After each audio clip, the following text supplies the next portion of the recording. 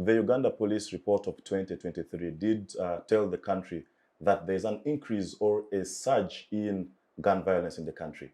And of course, these statistics are backed up by the number of, unresolved murders within the city, the most recent being one from, the Buganda sort of leadership, clan leadership, if you may call it.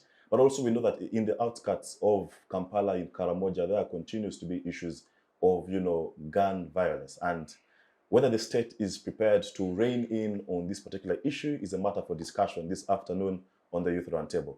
Secondly, is we know that Right Honorable Raila Amolo Odinga, who, as you may remember, was a candidate for the Kenya presidency in 2022 under the Azimio la Umoja umbrella, now intends to, lead the African Union as its chairperson. In a very unique turn of events, this week on Monday, we saw Right Honorable Raila Odinga and President William Ruto being hosted here in Kampala by, the president here. And, well, the issues discussed were about Raila Molo's bid for the chairpersonship. So we shall discuss what does this mean for the politics of the region, but also, as a matter of political unity and, can Uganda borrow a leaf from this very good example? Viewers, welcome. I'm joined by a panel of immaculate young people. That is now my pleasure to introduce to you, and in just no particular order.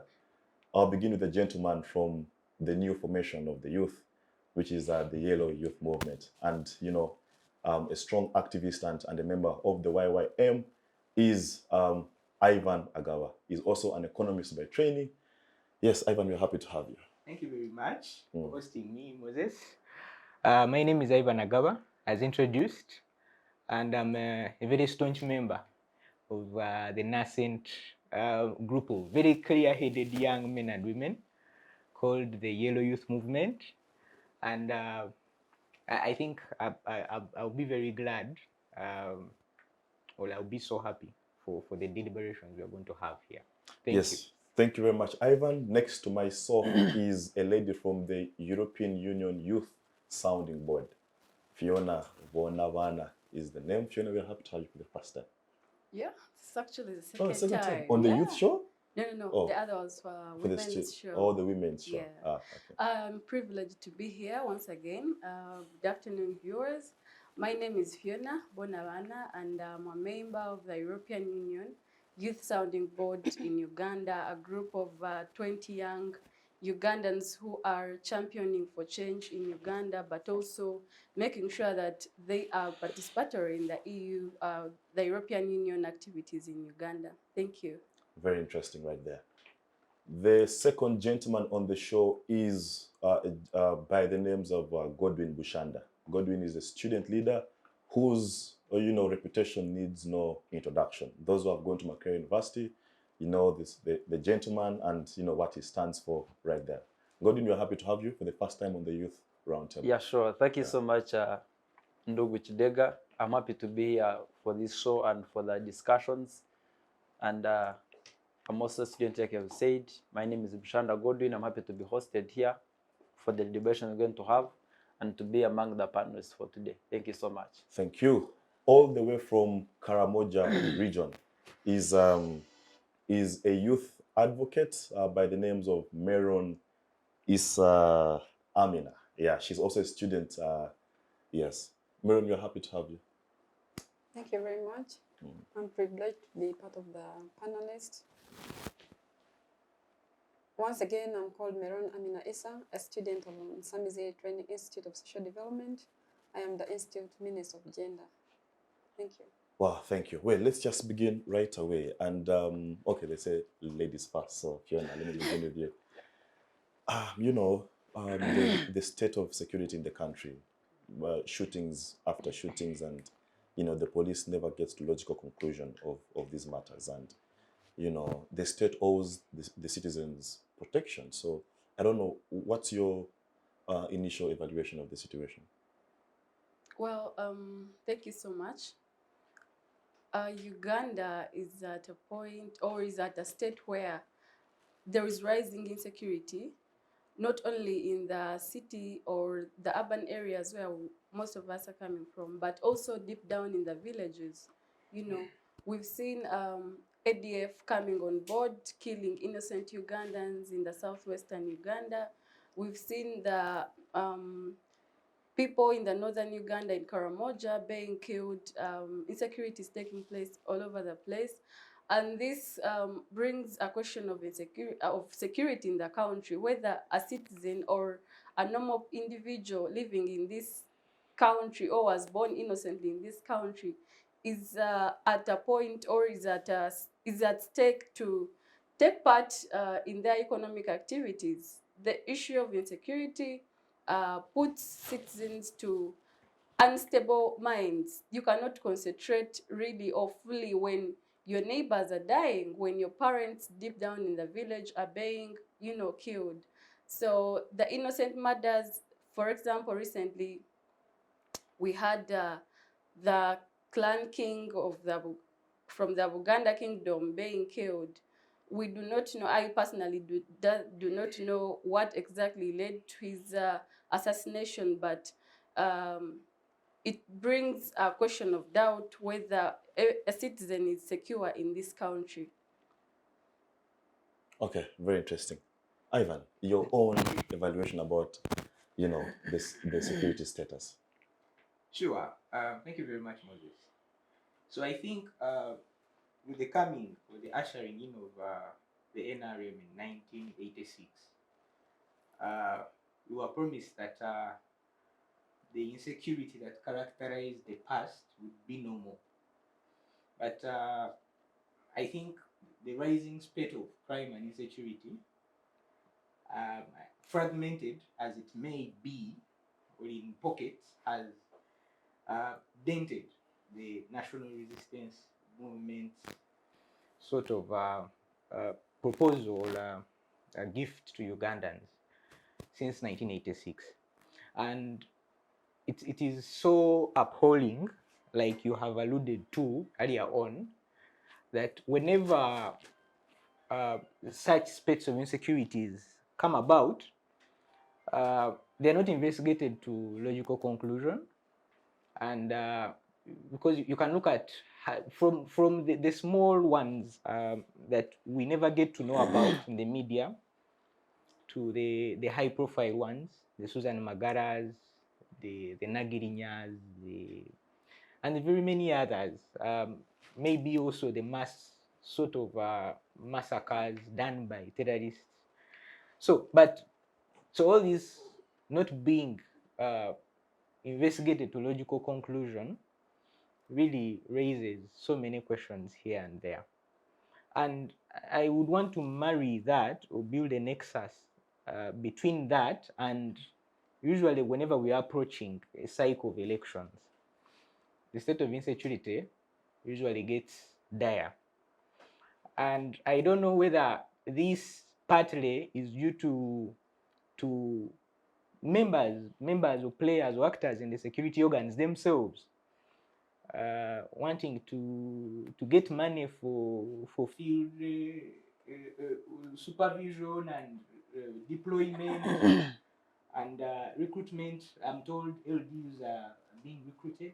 I don't know if memory still serves me right. Some areas. In some areas. It was halted, I think.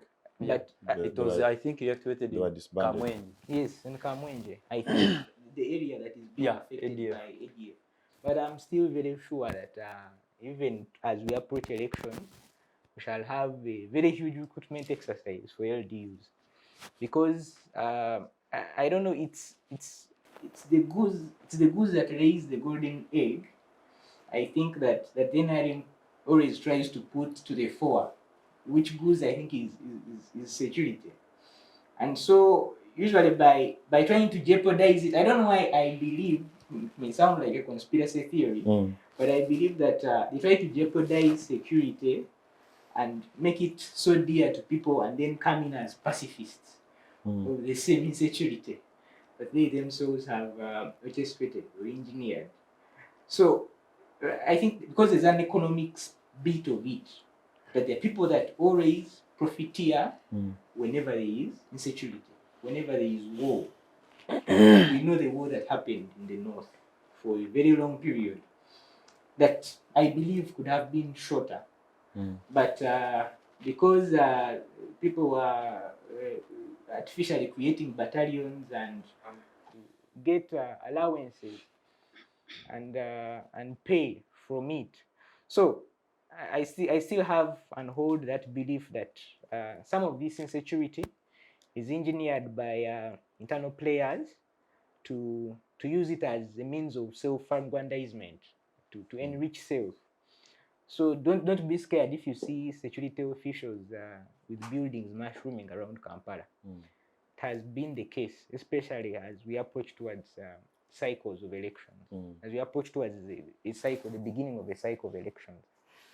I think that would be my initial take on it. Initial take on that. Yes, Amina, you hail from a region that has been characterized with, a bit of gun violence. The Karachunas who, for whatever reason, seem to continuously cause animosity in the region.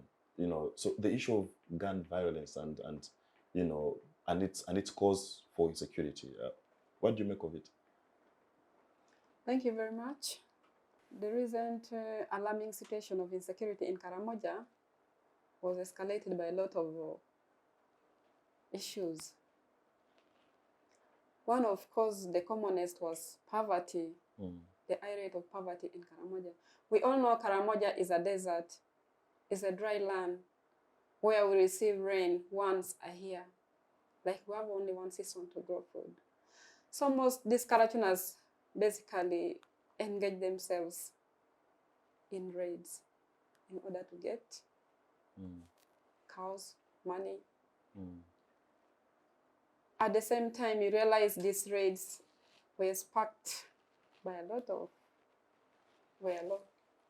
I can say, by politicians, the army. Actually, it was commercialized.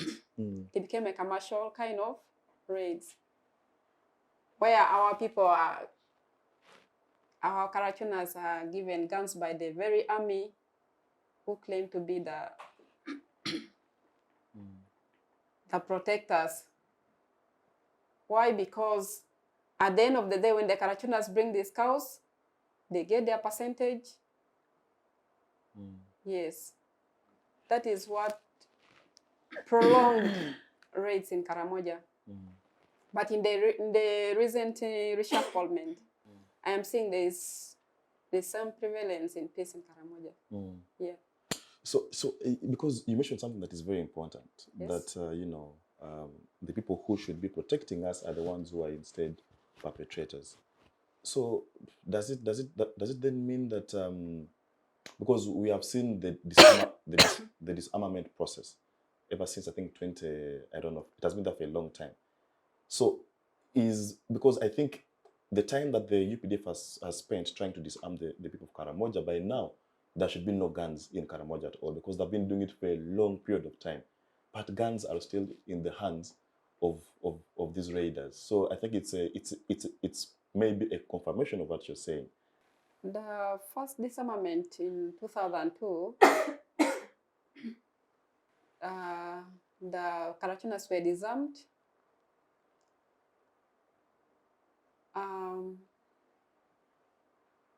People died, actually. People died, old women died, children died in the process of disarmament because they were refusing to give guns to the government, which led to forceful disarmament by, of course, beating, so on. Yeah. And they gave back the guns to the government. From 2002,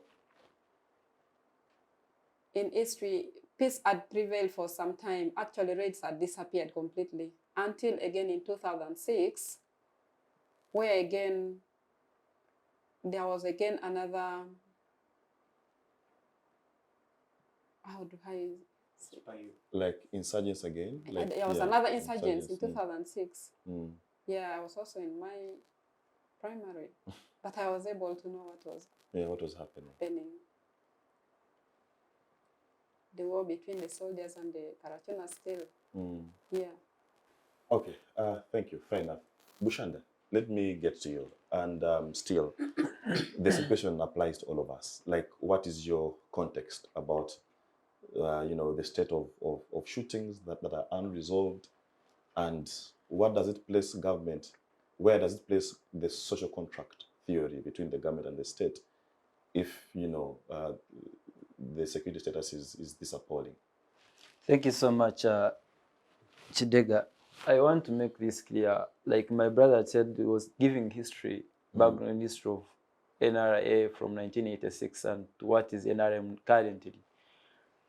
But this country, I appreciate what the government has done, but again, there are some loopholes, and we have to discuss the reality, because this security it affects all of us. Security is not. I want to first say that security is not about having a gun. Also, it's about how are people cautious about the security as a person, as a citizen. Before you look at a policeman, before you look at a soldier, for you, how are you concerned if you saw Phiona and you don't know her? Is someone who has just come and you're not inquisitive to ask who she is, what does she do, and all that. It means also there is a loophole. People are not sensitive about security within themselves, like cities, local citizens. Let's not talk about the soldiers and what. So the population itself is lacking sensitization about security. What is needed in security? Just when you talk about security, Kidega and all of us here, people down there in the villages, what comes to their mind is the gun, is a policeman, is an army officer, is an LDU, is also mention those people who are armed. But security is beyond that. Just that guns are there to strengthen the security and do it, but also as a human being, as a normal citizen, as a Uganda, you must have that at heart that I need to ask, I need to be inquisitive in a society, I need to report. But then now the issue comes in where this country, almost the highest percentage is the informal sector, and very many people, the government, where many people, officials, and even some people who are having money, they have made this country to be a deal-darling country, where you have to do a deal for you to be rich. And you understand that now the highest number of deals now being done in this country, if you to make a survey, it's under the security.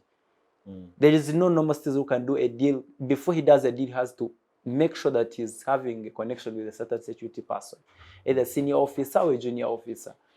And I think this is where the NRA is losing it, right? That even the soldiers, then the current senior officers we have, or even the forces, they have taken advantage of the naive citizens who don't know about security, and then they're inciting security themselves. If you told one Godwin who wants to go and get gold somewhere, I'm just using an example, and he's going to get a gold somewhere, and I come and look at maybe a certain DPC, I'm just making an example, I say, I'm doing this gold, but I need a protection, your convoy from this to this. The DPC just see how much I'm getting. So me, I'm not, even if I'm giving you 20 million or 30 million and I'm getting the rest, the security person will go through. And this is a very big problem. All these killings I've had Kidega, they're not killings maybe that I hate Kidega or I hate Phiona. They are killings about deals. Deals in this country are inciting security issues in this country. Every time someone thinks of a deal, one thing you must think about is security, and security is force, and force is a gun. So when you see these killings and people are not coming up, that's why you see security. Sometimes they don't bring the right evidence that the public needs to hear, because sometimes it can show the loopholes within the system. And when the security pronounces itself that maybe it was a loophole within ourselves, it's also showing a loophole maybe to ADF that even inside there is a very big problem. So it's a threat themselves to give the evidence that there is a loophole within themselves. So they will contain the evidence and kill it. And sometimes the case will prolong for almost like 10 years, 20 years, there's no evidence. They are still investigating. And what they do, these people are very bright. What they do, when they see that we cannot now pronounce the evidence to the public, they go and they're having negotiations with people. They come and say, but Agaba, you see, we got this problem, but we can negotiate and have this. So the two people, they will bring them into negotiations, and money will be there to kill the evidence, because if they show the evidence that we have a loophole within ourselves, it communicates a lot to the threats, ADF and very many people. So Uganda is not enough, and you get the argument. Because so I think it is a challenge within the security itself. And it cannot end, like you were saying about politics and what. When we have factions within security, I want to show power. I'm the one who is in charge of this. They struggle for power to show it's me who takes this, it's me who wants this. And for you to do that, for you to prove your power, that actually you can change, you incite violence. These people are good because one, NRA, for you to get this power, it will through violence. So it is the architect of everything. And it knows how to do it. Just that in the current what is happening, people are inciting violence. They are juniors. These are the people who have just joined the forces. So they're doing it with excitement. You see a junior officer, very young, around 38, 48, but he's very unruly. You find that he's causing a lot of havoc. That's why you see when there are land issues, it's about security. You see, you wait and see if they give a report. I think they're waiting for it. The killing of this man, Sobi, this man in Gomba, about the land issues. Who brought the people there? That's all insecurity which is bringing all those things. So you find, I even ask myself, we don't have a market for guns in this country. But how do people access guns? It must be also a question.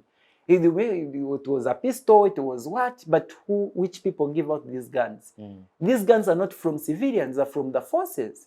So there must be an issue. Unless, maybe, I saw of recent, the president was about the CDF thing, about this, how do they call it?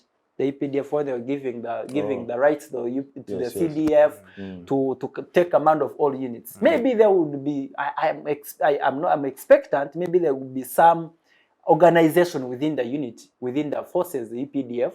But really there is a very, very big problem. If you go down there in the village, even an LDU person causes insecurity. An LDU person becomes very unruly. So it means whoever has a gun in this country he has an entitlement of doing whatever thing he wants to do or she wants to do. So it's a very big problem where a country we are under informal sector, people are looking for deals for you to survive. There are very few jobs for corporates, and even us who are going to graduate, and even you guys who are graduates, you find that yourself, you join informal sector definitely. And when you join informal sector, deals have to come in. And when you join deals, you need the security because there is no deal which is perfect 100%. Even if you see, you're going to talk with an investor, you say, I have a project here, and now you're becoming a broker, you will take it to the president, now you need the security, all those things. So at the end of the day, the investor may say, I have a person who blackmailed me, he got money from me, I did not get what I wanted. So how do we settle scores? How do you settle scores? And I call a certain officer, I say, I'm giving you maybe 100 million or 200 million to silence this person. And you're going to be silenced. So everyone has come to a conclusion that, and it is a very big problem when the forces join the informal sector and also want to have deals. It becomes very, very dangerous. Insecurity has to rise. Unless there's something which is, we need restructuring to show the forces that actually there is a boundary between you going into this and also there's a boundary of citizens engaging the army office into this. His Excellency the President and the UPDF, they have made civilians not even fear soldiers anymore. That a civilian will just confront a general and you have a deal. But those days, you would not even, you just talking to a certain senior officer, you would be timid. But now there's an environment which has been created. The president has created an environment for everyone. And this environment is now bringing repercussions the other way around. So they need a lot of restructuring. Wow. Very deep context right there. Phiona, I want to pick it up from where Bushanda stopped, and basically on two issues. One is that he seems to say that, there has been an infiltration of the civilian community with security forces. And maybe rightly so, because if you look at the Uganda police, the deputy of the Uganda police force has for a long time rather been an appointee from the UPDF. They're all either retired, generals in the army or something like that. So could that be one of the reasons as to why we are continuously having forces that are not trained to manage civilian affairs, being part of civilian affairs, and therefore opening floodgates for gun violence? That is one. Two is the issue of the president had proposed some time back the installation of cameras around the city, and many of us thought that this could be a long-lasting solution. That if we have these CCTV cameras, they're able to trail these people, but even that in itself has not offered us a long-lasting solution. So just speak to those two matters. Oh, thank you once again, Kidega. The first question of how the military is infiltrating into the civilian or coming, the people no longer fear. Was that the context? People are freely interacting with the army men, with the officers, but also seeing recruitments from the army into the police. Was that the question? Yeah. Yeah, so to me, I feel that also accelerates the rate of insecurity. Why? Because people no longer fear the people that used to maybe protect them or guard their property. We've seen over time how the police comes in and I do not want to quote the real incident because I don't want to defend my statement behind the camera, but we've seen police being behind some of the shootings in the city. Yeah, so I feel civilians have been used over time as well, because behind these shootings over time we've seen that there are no more Ugandans that are being charged of the killings. Yeah, so when they are taken advantage of, they are given guns by these army officers. They are taken advantage of because, like Bushanda said, they are after money. You know, when there is a big deal, you have to involve a citizen that wants money, and for you be behind, maybe observing the whole scene. So also the issue of the cameras. Cameras have, to a smaller extent, helped, especially here in Kampala, for areas that are close to the camera places. They have really helped. On minor cases. On minor cases, of course. But even for some cases that have been captured, I was waiting the last time we had of Jingo shooting. I was waiting for a footage. The fact that it happened within Kampala. I was waiting for that footage showing us of how the whole scene happened, like they did for when General Katumba was attacked. They showed us a footage of how the whole incident happened, but it did not happen when the city pastor was, Shot at. yes, shot at, and his driver died. So I feel for cameras, they have really helped to a smaller extent. But how about areas that cannot access these technologies, like in the up countries, where ADF is taking advantage of? People are really insecure. Kazo Bay, the district where I come from, neighbors a forest. It's called Chivale. Yeah, Chiba National Park on that Yes, side.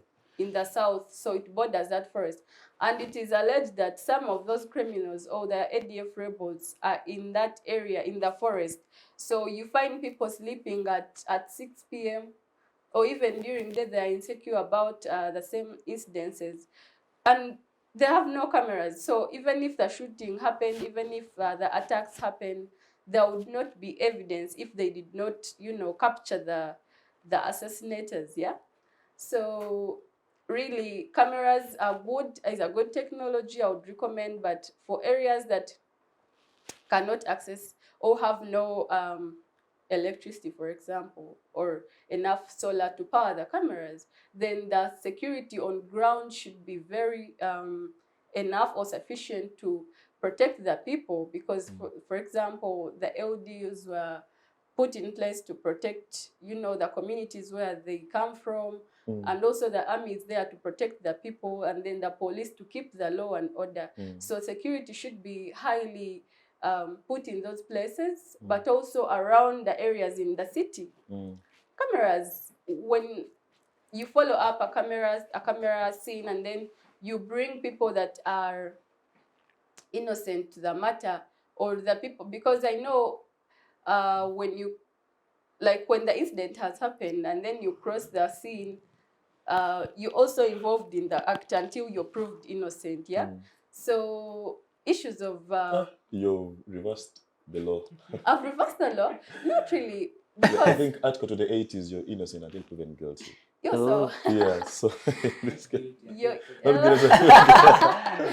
yeah, you're innocent until proven proved guilty. Yes. Yes.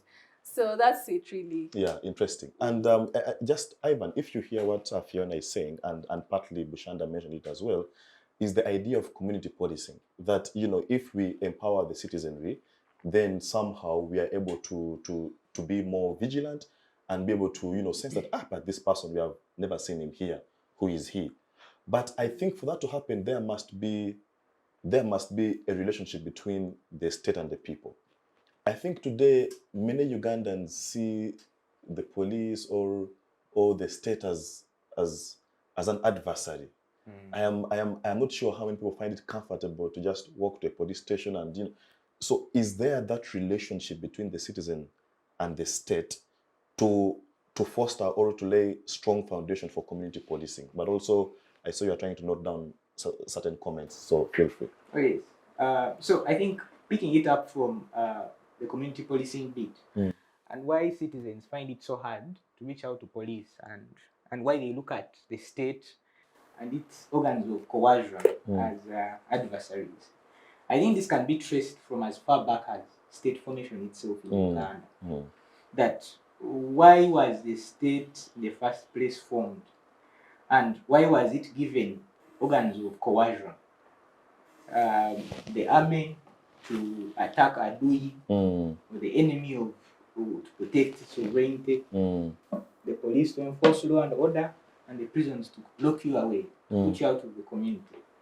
So these were organs that were put in place to send hell, literally, down onto the Africans. The King's African rifle. Yes, the ones that were being colonized. So as the colonialists were passing on this system to the Africans, they gave it to them without having reformed it or reformed the purpose for which the state and its organs were formed. So it is why, till today, the Africans in their different countries still perceive the police, the army, and prisons as adversaries. So it is why things like neighborhood watch or community policing even have a complete directorate under the police just to deal with community policing. So because they need to give it that much attention, the Africans didn't grow up with it in their system. Now,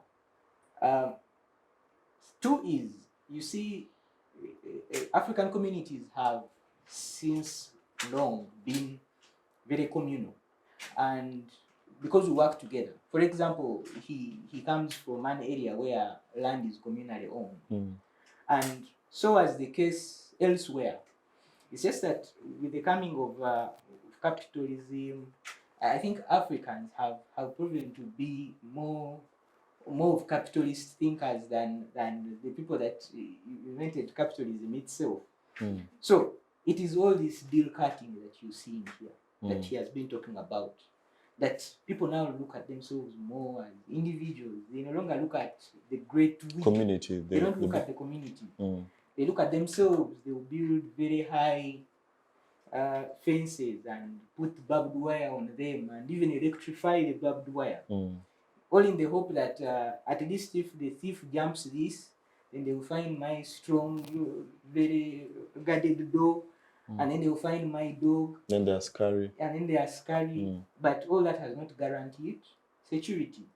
So it I think comes from... Because either way, you won't stay in your house 24/7. Oh, yes. You're going to leave that gate and come to the community. Oh, yes. Yeah, so if you're not part of addressing the issues that are causing the insecurity in the community, then you're only as safe as for that short period of time. Otherwise, you're exposed to the same threat that everyone finds themselves in. Oh, yes. So it's why the Mayumba Kumi, that neighborhood watch initiative that the NRM has always adopted whenever there are high spates of crime, has not worked for long, because ideally you'd say 10 houses in an area can create a WhatsApp group over which they can chat, but we're here with you. You can tell me where you live, how many of you are in WhatsApp groups of that neighborhood, and you can talk and exchange, and when a neighbor has an issue, they can share, and you can run to their rescue.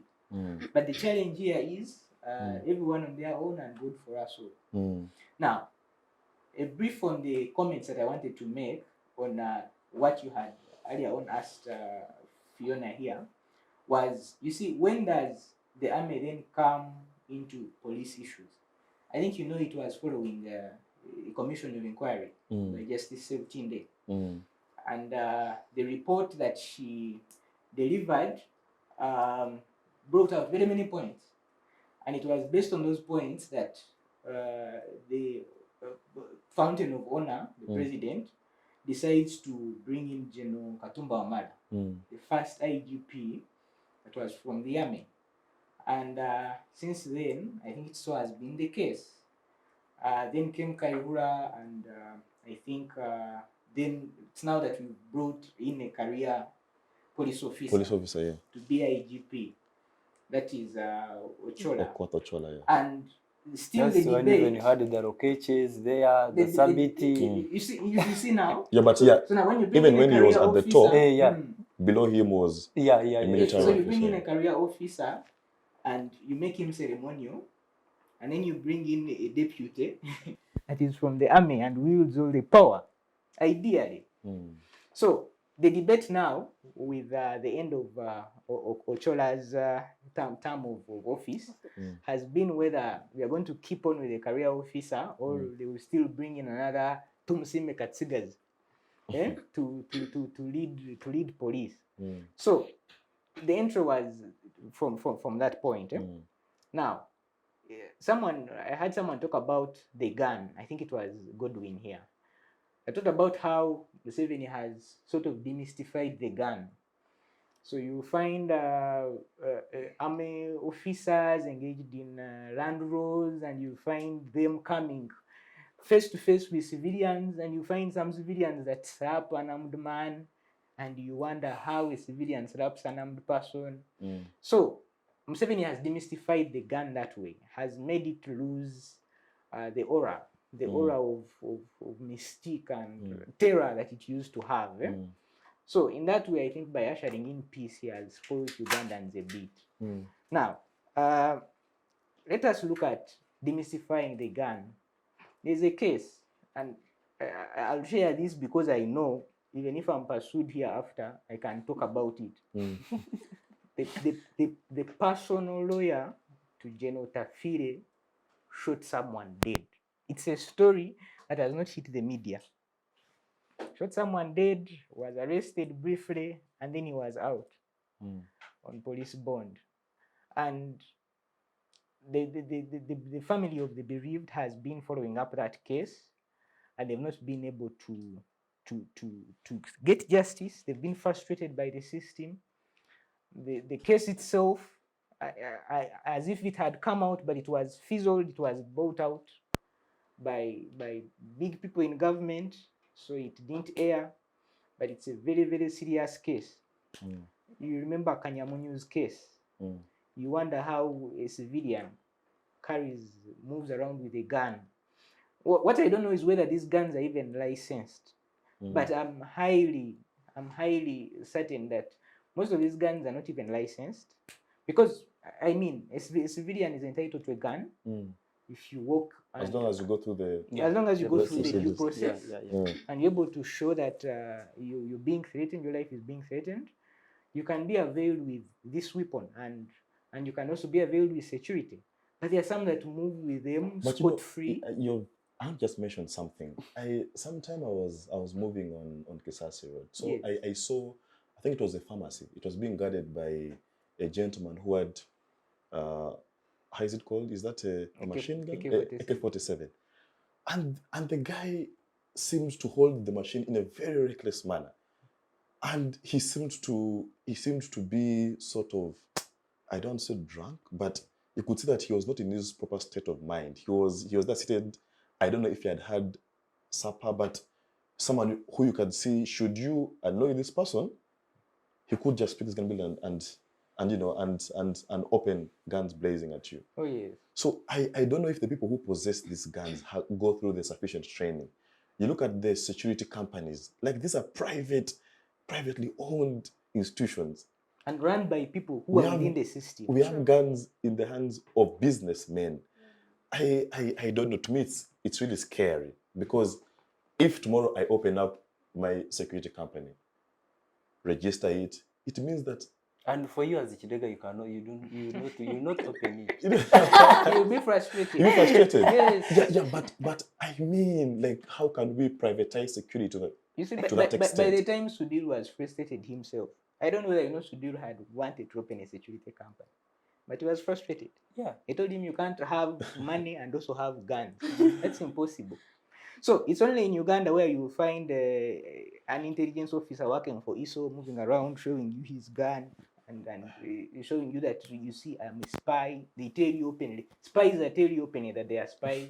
So it's so scary, by the way. I've just thought about it. And undertaking covert operations. So the density. You see, in Kenya, the police does not wield an AK-47. They wield batons. Oh yes. Yeah. Oh yes. They don't wield That's guns. interesting. The police, they don't wield guns. Oh yes. Only a baton. Can you imagine? And it's why you see when they do the mandamanoing, they wreak all the havoc in the city. And for long. The traffic officers now are also given guns. That idea had been fronted. Yeah. I don't know whether it will, because now these are officers that interface more with people, and tempers always flare. The guy has not had lunch, and the sun is scorching. You have not given him money. And you've not given him money, or you've given him a fake note. You could just cock his gun and... and summarize you. So this is a challenge that we have. These people do not undergo sufficient training. I don't think due process is followed. I think it was a comment from Reuters. There was an article from Reuters where they're talking about the density of guns in Kampala. Even ahead of the NAM summit, these concerns were expressed that we are coming to Kampala, but if people try to reduce the number of guns on the street, guns are too many. It's why whenever I meet those security guards that man the ATM points, I usually give him a 2,000, because I know if this man decided that, let me summarize you today and take the money withdrawing, he could do so. He could do so. Yes. So we need to have a look at this. But finally, as I conclude, insecurity has various facets. I think among them being the land. You've known about the Apaland conflict. Yes. And this Vararo being fronted by very huge people in government. They move armed, and the bravado with which they do things is so annoying. They are not willing to compromise or over land that is not theirs. So it's simply, it's insecurity. It's a ticking time bomb. So land conflict, and especially now as we approach the cycle of elections, you see now they were moved from the north.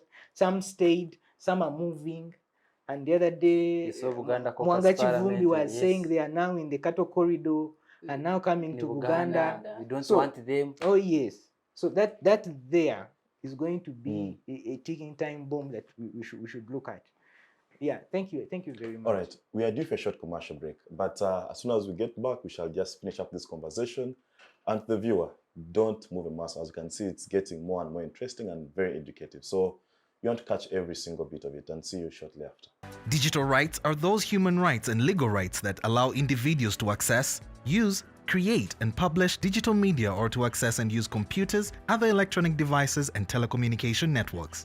Digital rights include a right to freedom of expression, information and communication through technology, a right to privacy and data protection, a right to credit for personal works, a right to universal and equal digital access, a right to identity, a right to anonymity, a right to be forgotten, and a right for protection of minors, among others.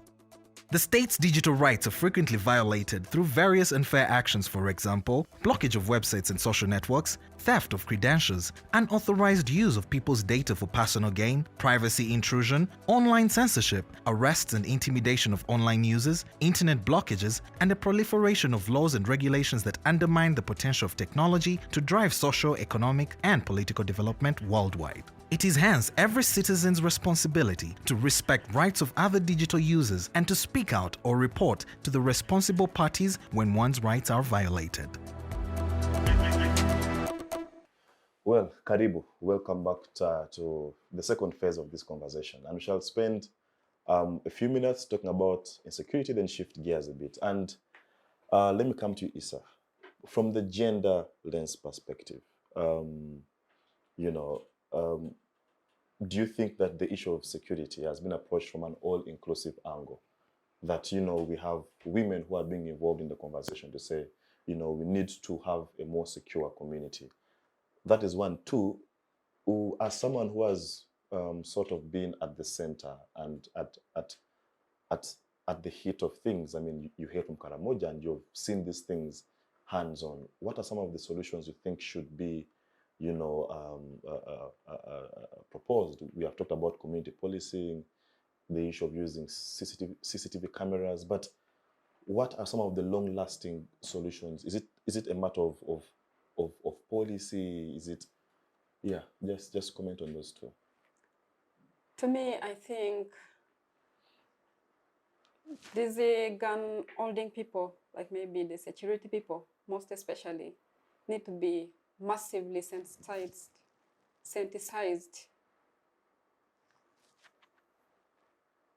Massive sensitization. Yeah. Yeah. So in the sense that maybe is there insufficient training? They need to be like more trained and equipped. The process through which someone joins the security forces, do you think it needs to be maybe reviewed and made more intense to ensure that those who are making it to whatever level, be it at cadre level, be it at captain level, they are all well equipped with the right ideology? Because I think it was Che Guevara who said that a gun in the hands of someone who lacks an ideology makes that person a criminal. Yes. So so sensitization in the sense of training, should they maybe ideologically being trained. The government could actually help on one way or the other. There are training institutes in Uganda like Nali, where people should be taken and thoroughly trained in but different. Now it was dominated for NRM activities. That is the That's one a I blackmail. Yes. Yeah. Let's give Issa some time. Yes. Yeah. They could be trained actually in different. How about the perspective of having more women join the forces? Because women are believed to be much more, what we are told is that, oh, a woman is a mother, a woman is kind, a woman is... So do you think if we had more women occupying some of these security positions, they would, we would see maybe something different from the gender perspective? Yeah. I think so. Yes. The point that I'm trying to get out there is that maybe if we approached security and any other matter from a whole gender inclusive perspective, maybe there could be a difference that the men are not dominating everything, because men, by our nature, we are adventurous, we are overzealous, we are hunters, and that is how. We are hustlers. So, and that's why maybe we become more prone to the deals that Bushanda was talking about. That because all these deals going on in security is because men, perhaps maybe. You must. I don't want to be prejudicial to the men out there, but. Because of our character, we are adventurous, we are go-getters, we are out there trying to, look for how do I bring food to the table. And pay school fees. Yes, and all those things. You are seeing fees bills of 4 million. Yeah. So maybe if we had more women joining the security conversation, maybe that could be a difference.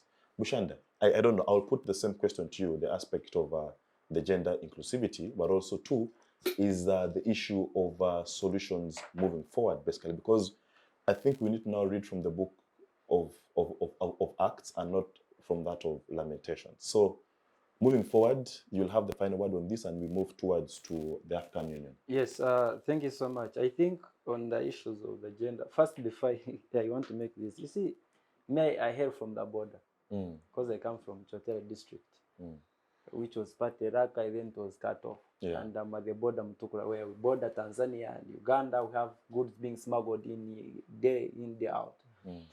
But these young people who are smuggling goods, these are the people that actually have that correlation with police enforcement and UPDF around the border. We have incidences where these young people smuggle goods from Tanzania to Uganda.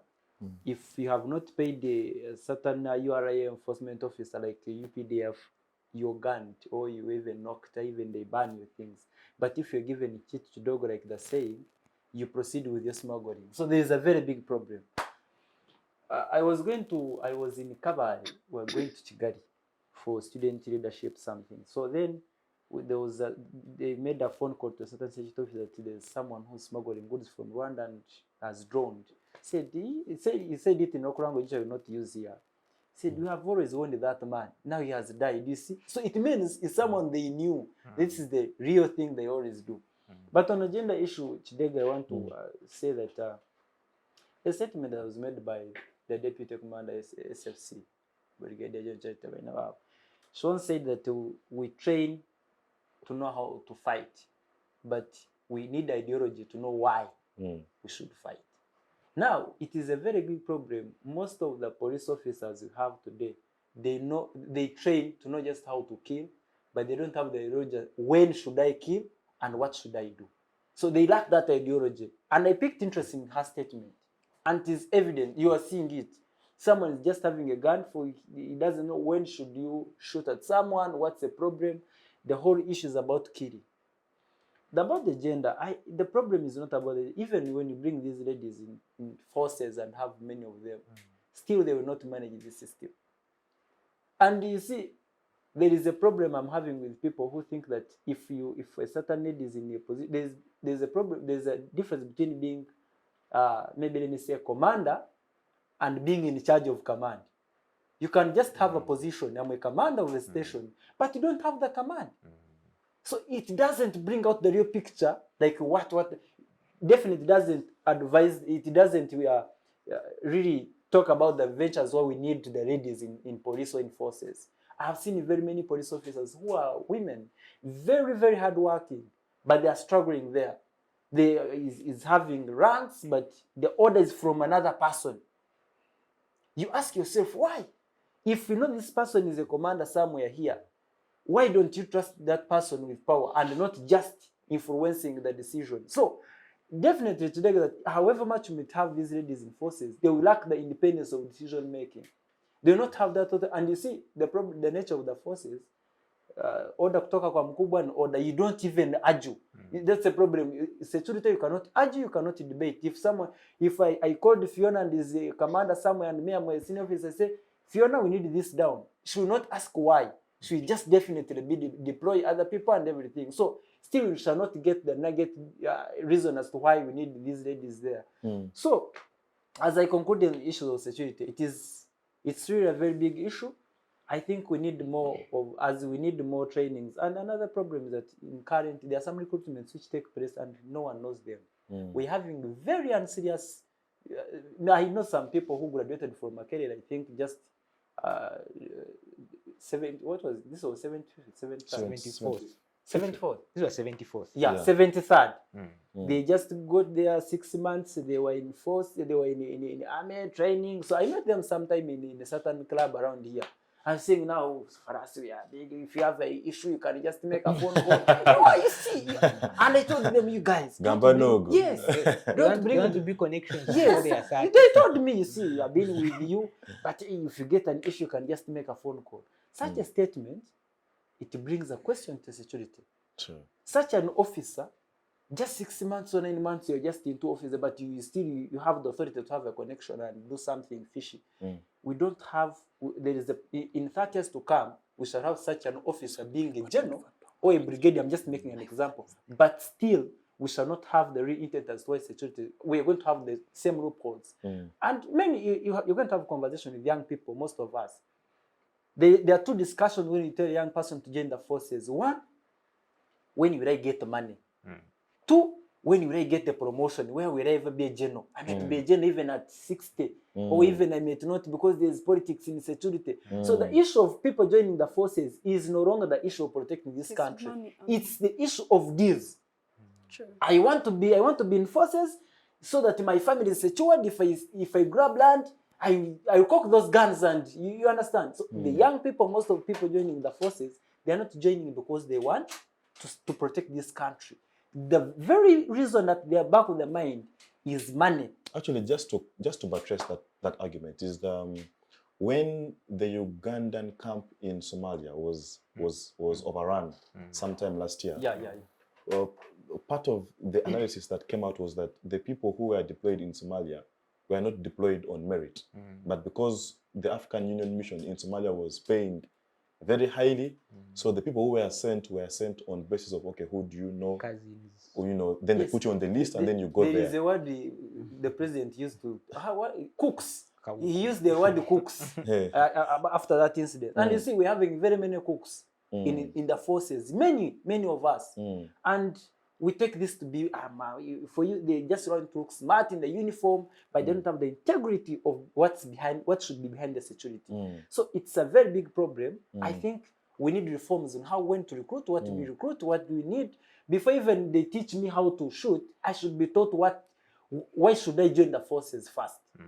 Because the problem is that we have 9 months of that hectic training of how to cook, of how to shoot, of how to jump, of how to fight Ivan, of how to do everything. But at the end of the day, we lack the ideology. I think we should have more 9 months of ideology teaching, and also have other months of shooting, so that we prolong and people go there when they know what they want to do. Otherwise, there's a very big problem. But otherwise, security, I think, to have this issue done, like I was saying, Mayumba, Kumi, and all that, the whole system, the whole country is about deals. If I have my brother Ivan is bringing gold, and no one knows him, they will ask us, I know this one, and things, so maybe definitely will not work out. It just works out when it is political time about elections. You're just manning an election, but you're not manning security. So that's my final comment. Interesting. I think that context puts this conversation to bed, actually. Let's shift gears to the African Union. And Ivan, I'm going to begin with you.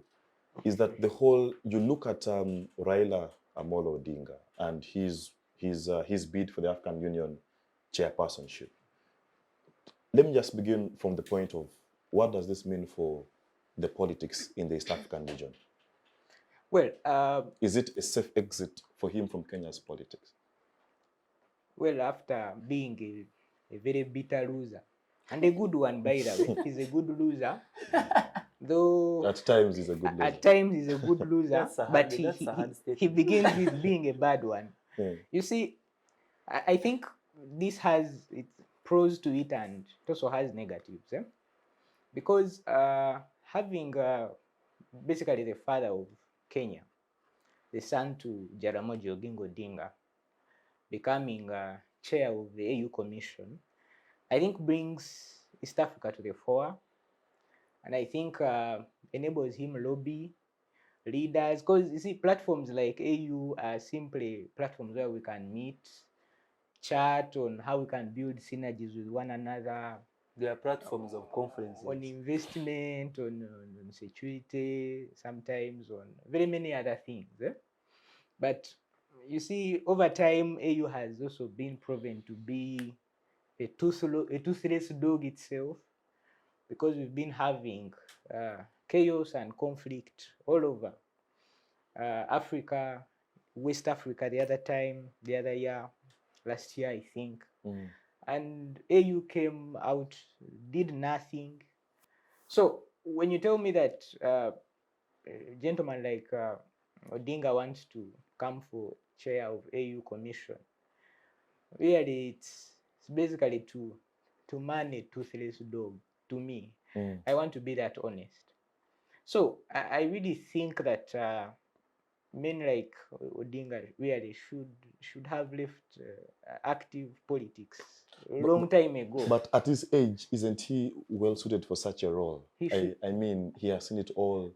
He should be at University of Nairobi with a master class teaching the young lads on the politics of the country and how they can love their country more. But engaging in such global or rather continental positions. But to be fair to him, Ivan, aren't you being rather unfair to the gentleman? Because is it a matter of age? Is it a matter of experience? Is it what exactly, in your opinion, bars him from assuming such a role? I think to him it's a matter of self-actualization. There's a gentleman called Abraham Maslow, and he has that hierarchy of needs. Of needs, yeah. And at the tip of the pyramid is self-actualization. So I think he has seen it all, has achieved it all, because you can't say he has gone there for the money. Has he achieved it all? He has lost it. He has lost some, he has won some. So I think this is just another that he may win or lose. His Mandela moment did not come in 2022. So is this okay, Phiona, let me come to you, because first of all, from the point of seeing two parallel, highly polarized leaders of two groups coming together alone, I think in many countries in the region that is criminal. They see you with the other person, my friend, your political party can disown you and you will never breathe. So Uganda, the politics is that the opposition thrives on disassociating itself as much as possible from the regime. All right? So looking at Ruto and Right Honorable Raila together on, it's a beautiful moment. It is. Yeah. Yeah, of course. Before going to our neighbors, let's start with our own. Yeah. When the president appointed Mao for the justice minister, it brought questions to so many people. They were saying it is his party itself. The members of his party were saying he's selling the party to NRM. But in the due course, Mr. Mao has worked hand in hand with the government, but also has maintained his position in the former party, or in the party that he's still in, or he's still subjected to, that is the Democratic Party. And Ugandans have been proven, have really understood that, yes, we are opponents, but we can work together. And that has not left Mr. Mao's mouth. He has always emphasized we can work together even when we disagree at some point. So when we look at our neighbors, Kenya, His Excellency Ruto and Mr. Odinga coming together gives really hope. It means that when two opponents come together, there is always one thing they want to achieve. And to me, I feel like they are being patriotic for one time, or for once. They are looking at a bigger picture of taking East Africa maybe forward, but also coming together to support their colleague. If Raila is vying for the chairmanship of the African Union, he needs them. He understood his vulnerability and had to reach out to His Excellency Ruto and His Excellency, our President, Mr. Yoweri Museveni.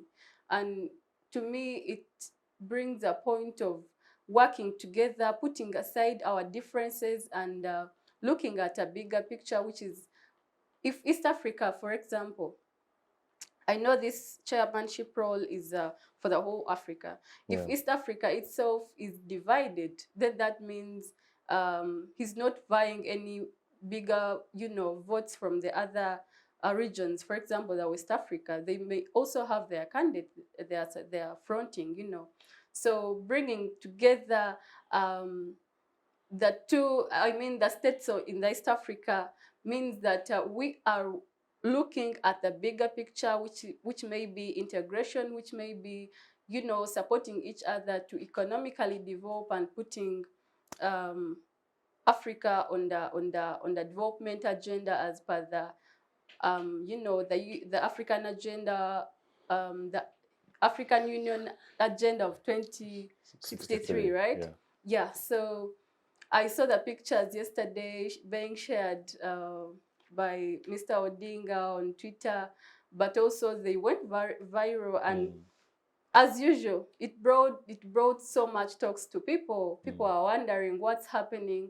I saw quotes from our friends from Kenya saying, the cows, the Kenyans, and some funny conversations were happening there. But to me, it gave me so much hope. It really gave me so much hope. I saw people with differences coming together. We may not know what transpired because Odinga shared lightly what the conversation was about, which I believe was the motion or the motivation for coming together, you know, to bring aside their differences and supporting each other in their political spaces. Yeah. Interesting. Issa, let me get to you. The president of the Republic of Uganda, Mzee Kaguta, just a few months ago hosted Mwenyekiti Emeritus Uhuru Kenyatta.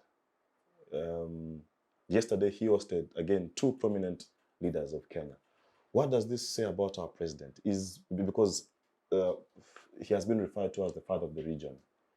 Is his experience, is his leadership being demonstrated more so in times when it comes to, you know, resolving conflicts that go to the backbone of a country or a nation's existence? So where does this put, okay, in what image does it portray our president, but also Raila Odinga and the East Africa having the chairperson of the African Union? What does it mean for our regional politics?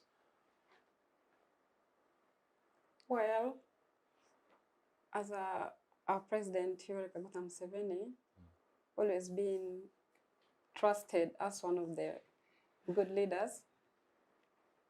Obviously, I think it gives other leaders to also have the avenue to consult him in different aspects of politics, economic development.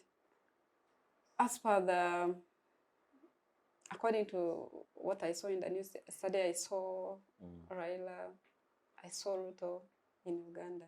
They gave me a lot of queries. Why?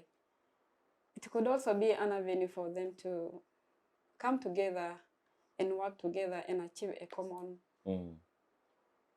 goal. Yeah. Yes. So for them back home in Kenya, having two, because, you know, Kenyans are very, their freedom to express themselves is actually not a myth, it's a reality. When Kenyans disagree and think that this is not right, they will take it to the streets. So do you think that Ruto and Raila coming together to shake hands and, you know, like sort of bury the hatchet, does it create a new paradigm shift in Kenya's politics? Or you think it will not change much? For me, I think it's not going to change a lot of things in the Kenyan politics. Yes. Okay, interesting. Bushanda, let me get to you. And I know you're a scholar of Pan-African, I know you're a Pan-African scholar, and you follow, you know, continental matters very closely. To me, two questions, and I'll just transfer the same question I asked Issa, is back home in Kenya's politics, are we going to see less polarization? Because for so long, the politics there, ever since it was gearing towards the previous general election, it was so polarized. Either you're a hustler or you're with Azimio la Umoja. It was that sharp. And you saw that went to the polls. It was a very close margin. So the country was divided almost into half. So if you look at now these two principles coming to shake hands and saying, okay, can we work on this together? Does that create some sort of harmony back home? But also East Africa having the chairperson of the African Union. Already we are chairing NAM, we are chairing G77. again, we chair African Union. Will issues like DRC be resolved? Will issues like the conflict in Eastern Goma finally get a solution? You know, will the conflict in Somalia finally find some sort of a listening ear on the African table? You know, issues in Sudan. So what does this mean for the geopolitics? Thank you so much, Kidega. I think I'm looking at three aspects or three issues in regards to your question. I'm looking at the politics of Uganda with Kenya. I'm looking at the politics of Kenya itself, and I'm also looking at the politics of Africa. I think we have to agree that whether we disagree with what he does, but His Excellency, the President Museveni, is a very strategic thinker. I think he's one of the people that if they told me people you would wish to meet before they die, I would meet Museveni and ask him three questions, which I'm not going to make them clear to the air. But I think he's he's a smart guy. And one, Raila Odinga coming to Uganda with Ruto meeting the president. One, this kicks out Raila Odinga from Kenya's politics. Strategically, Raila Odinga has come to agree that Ruto is more strategic than he is. Raila Odinga has been in politics, has lost very many elections. I don't know how many, but many of them. And you see a hustler, just Ruto, who was then a student, then joins KANU, then comes, raises ranks, and now becomes the president of this country. Even amidst where the former president Kenyatta was supporting Odinga, but he goes through and beats these people. It makes him a very good student of the president Museveni. And him, Raila Odinga coming to realize that I need to be a chairperson of African Union Mission. One, it works out for Uganda, it also works out for Kenya. They are shifting the minds of Odinga is good at inciting violence in the population. He's a very good man there. He can cause any chaos and has been causing a lot of stampede in Kenya politics. I've seen it where he mobilizes supporters of Azimio Umoja and they say, we don't want this unga, prices are high, and the whole country is at stake. And when Kenya is affected, Uganda also gets a share. So I think Museveni and Ruto, they have now gotten a very right script of chasing, they want to chase the mind of Raila Odinga in Kenya's politics. Technically. Take him there to Secretariat of African Union Mission, rest from there. Because when he gets there, still there will be the same people to architect what he should be doing. They're going to give him a load and he will not have time to Kenya. So Azimio Umoja, like Kenya's politics, now Ruto hits Raila Odinga technically out from this. He's not going to be having that much influence that has been settling so much in Kenya, and he thinks every strategy brought by the government of Ruto, he can counteract and brings a very good counteract, by the way. He's good at mass mobilization, he'll come and burn the streets and all that. So I think technically Museveni achieves it, and also Ruto achieves it strategically. And this makes the second bid or the second term for Ruto very easy. Sure. Yeah, very, very easy, because Raila Odinga would be a very big problem, but now they're going to make him concentrate so much on African Union mission, and he's not going to get time to join the politics of I think Kenya. depending on how long the term is. Yeah, I don't know how long it is. I think it's 4 years. 4 years. Those are enough. Those are 4 years. 4 years distracting Raila Odinga for your scoring in Kenya. And this is a very good score of Ruto, and this is a very good score of Museveni. But then, my bigger question, I'm looking at the geopolitics of Africa. If Raila Odinga becomes the chairperson of African Union Mission, what is his stake? What can he achieve? One, I would say he'll achieve nothing. And I want to be quoted clearly that after 4 years, you can call us back here and you assess his achievements. Raila Odinga, if he becomes the chair of African Union Mission, in this situation where West Africa is having a lot of coup d'etats. We're having issues in DRC. We have issues in Somalia. Now you have seen Somaliland with Somalia. You're seeing the issues of South Sudan. Very many issues are coming up. You're seeing now Burundi cannot cooperate with Rwanda. They're always, the guns are pointing at each other. The borders are very intense. No one can cross. So all those are issues. But one, Raila Odinga himself, he cannot, there are some things he cannot manage.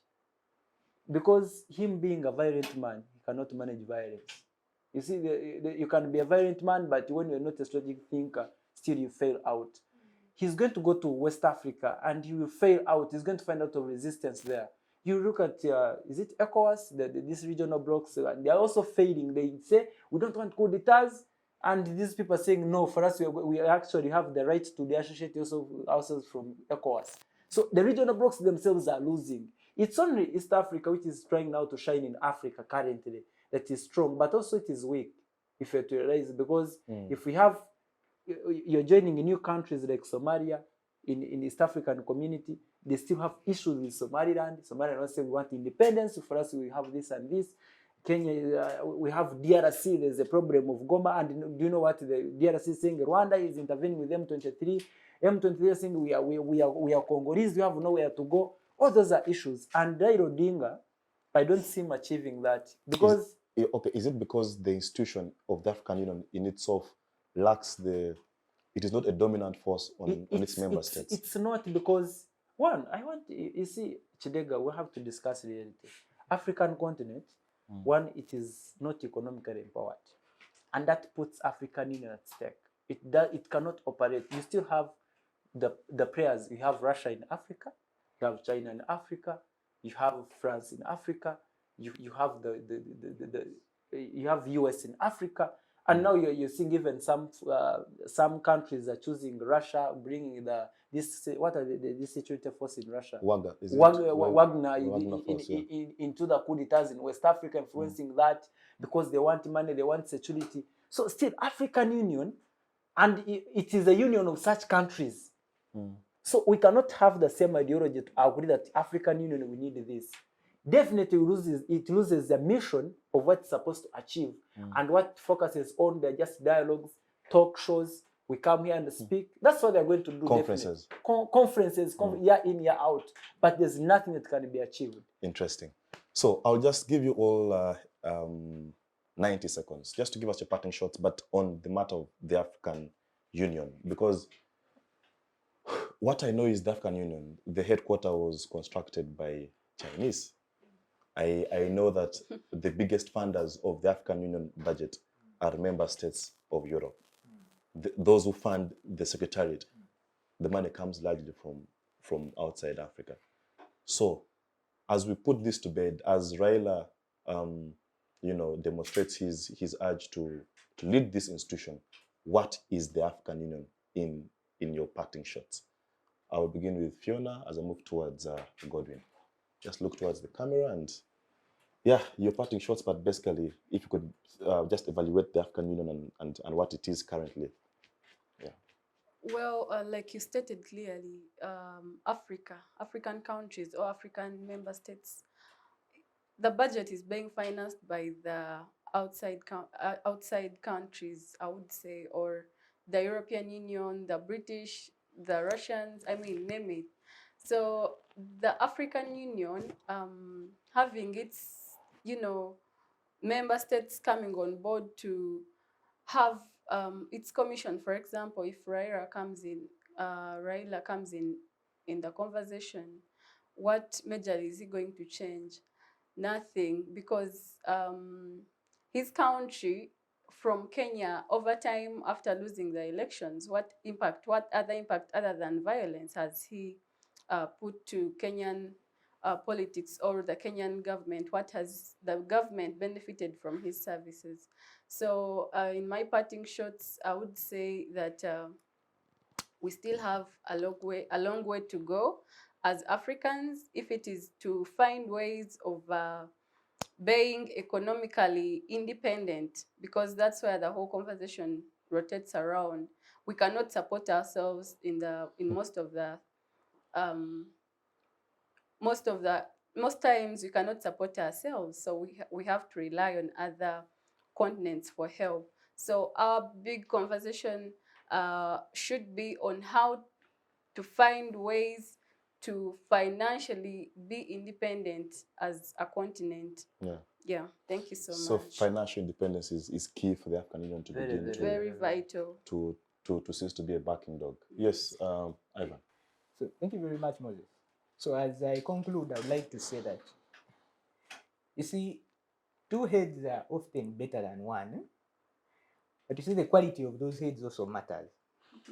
That you're bringing together cassava republics together, and you want, they have no common strategic center of gravity, they have no common strategic interests, and you bring them together to just have tea, talk about issues here and there, and take pictures to share on Twitter accounts, and then they go back home. So when you tell me a man with the profile of Baba Raila wants to vie for chair of such an institution, really, I tend to gravitate towards the substance rather than the form of something. Eh? Now, you see, again, we know where the money is.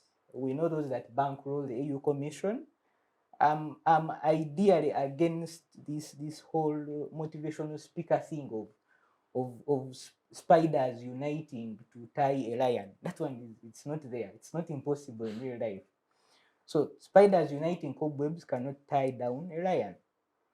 So I'll conclude by saying this regarding the issue of Baba Raila and Ruto meeting with Museveni here. That, you know, and a friend shared on status that just imagine how many shops were destroyed, how much business was stopped in the mandamanoing and the election. How many innocent young people's lives were killed, were ended in pursuit of office by these two men. And after a few years, they are together, they are talking. And so I would like actually to encourage the young people out there, now that we are approaching this very heated election season. You see, when two elephants are fighting, young people, please try not to beat the grass, because you'll definitely be summarized and get done with. So finally, very, very finally, I would like to quote a gentleman called Sakaja, Johnson Sakaja. I think he's the governor of Nairobi. Of Nairobi County. Yes, he quoted here that Uhuru, Raila, Ruto, and Mudavadi are all my friends. I know them, and they've all come to my house. Their children date each other. Don't fight over them. So what you have in Kenya is an oligarchy, the rule of families. You have Raila with his the Luo Nyanza people. You have Ruto with his Kalenjin.